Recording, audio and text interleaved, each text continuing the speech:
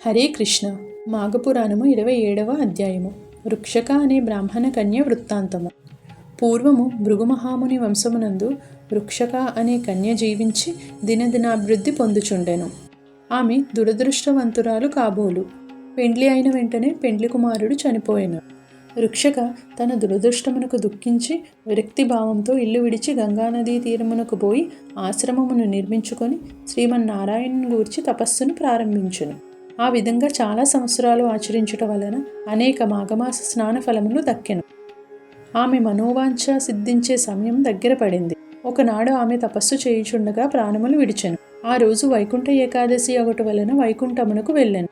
ఆమె చాలా సంవత్సరాలు వైకుంఠమునందే ఉండి తర్వాత బ్రహ్మలోకమునకు పోయెను. ఆమె మాఘమాస వ్రత ఫలము కలిగి పవిత్రరాలగుట చేత బ్రహ్మదేవుడు ఆమెను సత్యలోకములో దేవకార్యములు తీర్చుటకు అప్సర స్త్రీగా చేసి తిలోత్తమ అనే పేరుతో సత్యలోకమునకు పంపెను. ఆ కాలంలో సుందోపసుందరులు అనే 2 రాక్షస సోదరులు బ్రహ్మను గూర్చి ఘోర తపస్సు చేసిరి. వారి తపస్సు యొక్క ప్రభావం వలన బ్రహ్మదేవుడు ప్రత్యక్షమై మీకేమి కావాలో కోరుకొనుము అని అనగా, స్వామి, మాకు ఇతరుల వలన మరణము కలగకుండా ఉండునట్లు వరమిమ్ము అని వేడుకొనగా, బ్రహ్మ అటులనే ఇచ్చితిని అని చెప్పి అంతర్ధానమయ్యెను. బ్రహ్మదేవుని వలన వరము పొందిన ఆ 2 రాక్షసులు మహాగర్భము కలవారై దేవతలను హింసించి మహర్షుల తపస్సులకు భంగము కలుగచేయుచుండిరి.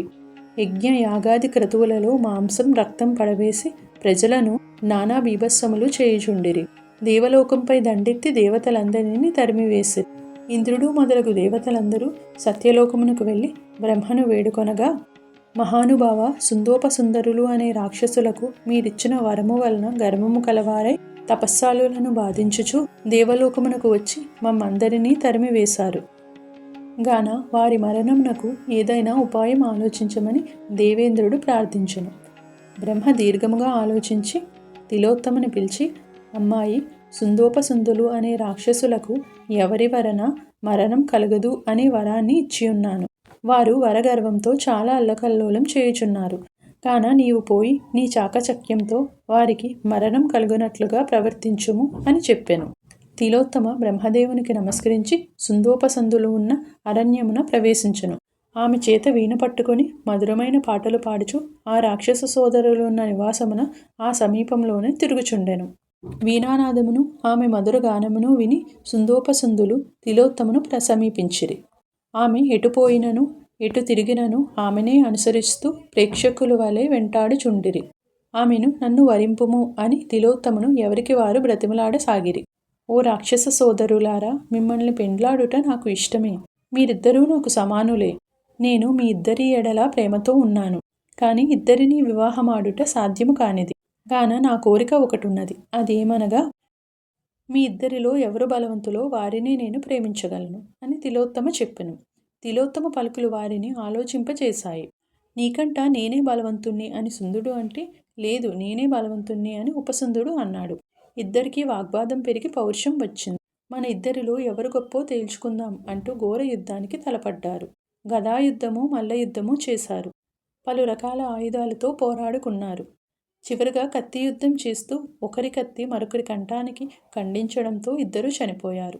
వారిద్దరూ మరణించడంతో దేవతలంతా సంతోషించారు. తిలోత్తమను పలు విధాలుగా కీర్తించారు. బ్రహ్మదేవుడు కూడా సంతోషించి, తిలోత్తమ, నీ చాకచక్యంతో సుందోపసుందుల పీడను తొలగించావు. దేవతలందరికీ ఆరాధ్యురాలైనావు.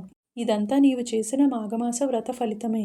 ఇక నుండి నీవు దేవలోకంలో అందరిచే అధికురాలిగా ఆదరింపబడతావు. నీ జన్మ ధన్యమైనది.